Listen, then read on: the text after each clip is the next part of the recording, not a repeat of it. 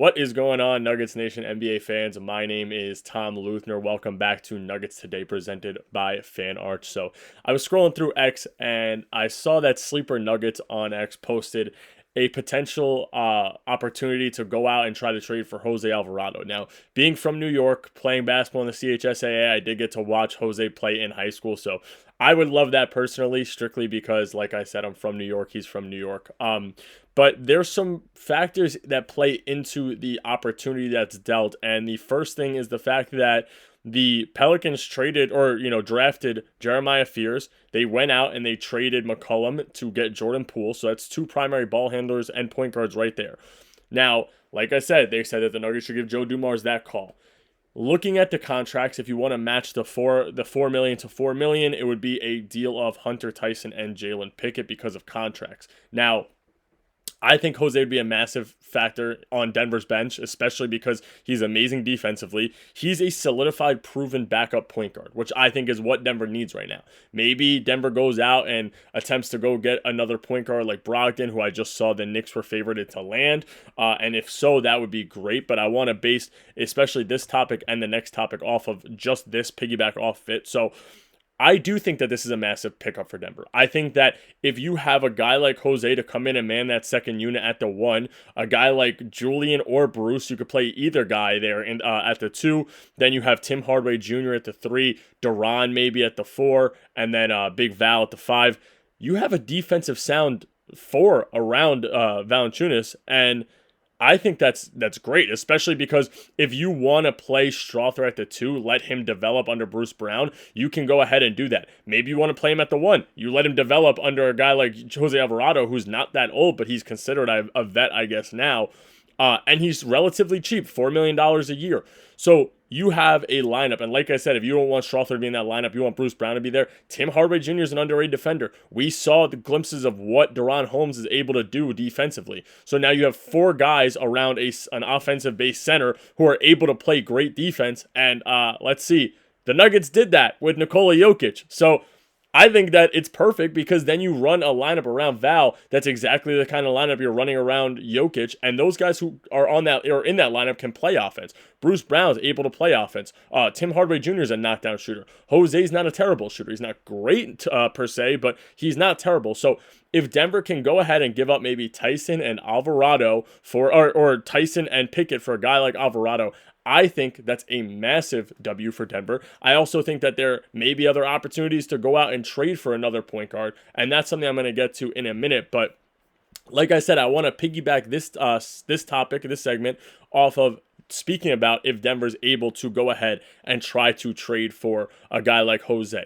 Now, if they're able to make a trade for a backup point guard rather than sign one, I think that it's in their best interest to maybe go the route of trying to get another backup big. Not necessarily a center, but maybe a power forward. And I'm going to break it down why I do think that. There are a lot of big bodies in Denver. You have Watson, you have Val, you have Jokic, you have Holmes, and I think that's great. Watson's 6'6". I would rather see him off the bench as a backup three. And then you have Bruce Brown, I guess Pickett if he's still there, if that trade's done, not done. But if that trade is done, you have Jose, you have Bruce Brown, you have Strother, you have Tim Hardaway. Those are now your ones and twos off the bench. When it comes to your three, I would rather see Watson there. You have Duran and Val, who are your backup 4 and 5. If you can trade for a backup point guard, have somebody that can man that second unit, then why not go out and try to get a guy like Chris Boucher to bring in as your third string center? Now, there's a lot of big bodies in Denver, but there's also a lot of big bodies in the Western Conference as a whole now. You look at like people, the team that we've covered. You have a team like the Rockets who have three bigs, just centers, and guys like Dorian Finney-Smith and Tari Eason off their bench. Guys like Jabari and KD in their starting lineup who are all 6'9", 6'10", around there. So, sure, Val is good, sure, Duran is good, sure, Jokic is good, AG is good, but then your bench has a massive drop-off in height outside of those four kinds of people because, like I said, Watson, I believe, is listed at 6'6" or 6'7". That's the size of some shooting guards in the league. So, you have teams like the Spurs who have a guy like Cornette and a guy like Wemby standing next to each other, and I believe they have Olynyk as well now. So, Denver, I think it's in, like I said, in Denver's best interest to go out if you're able to trade for a point guard, use that last rotational or that last contract spot to go ahead and get a backup like Boucher if he's willing to take a contract like that and maybe play a few minutes a game, because maybe he won't. Me and Stretch were literally just talking at the time of this recording, and he was saying how, obviously there's times if, people are scared of the Rockets team, and there's going to be times where Capella doesn't touch the floor. That's fine.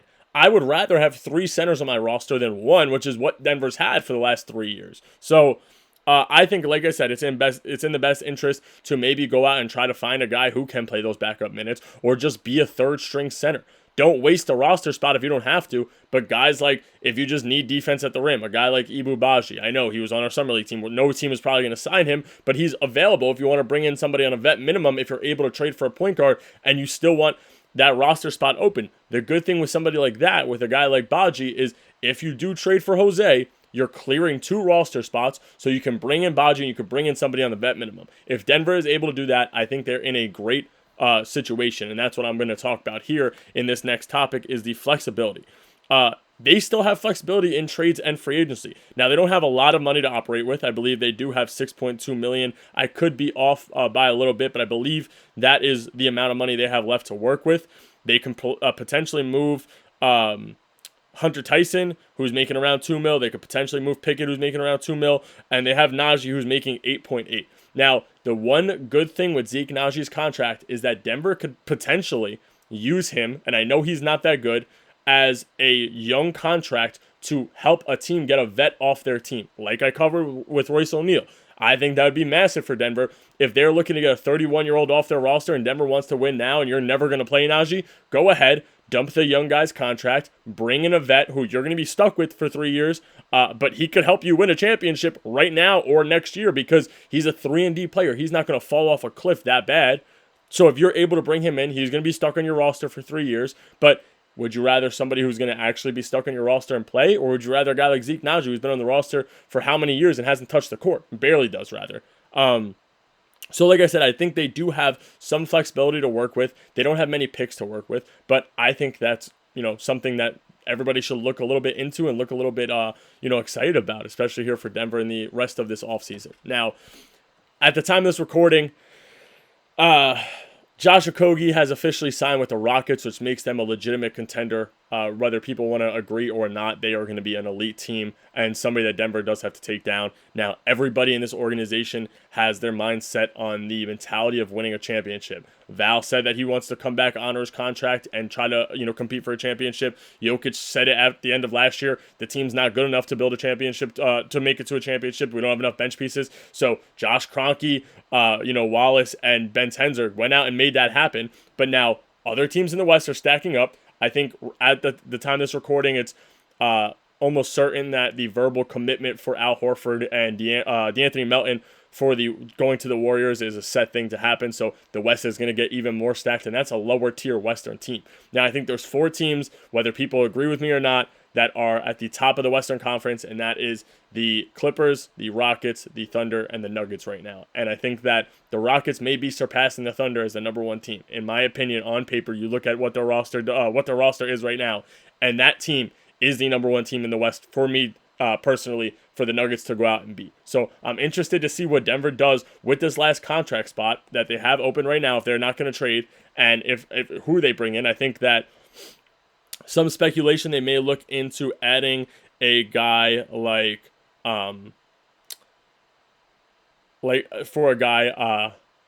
Monte Morris, sorry for that, and bringing him in just because of the entire chemistry built, and especially having him as backup point guard, so you have Bruce Brown at the 2 or 3. Anyway, that's all I got for you guys today, Nuggets Nation. I will talk to you guys tomorrow. Make sure to hit that subscribe button, and I will see you guys tomorrow.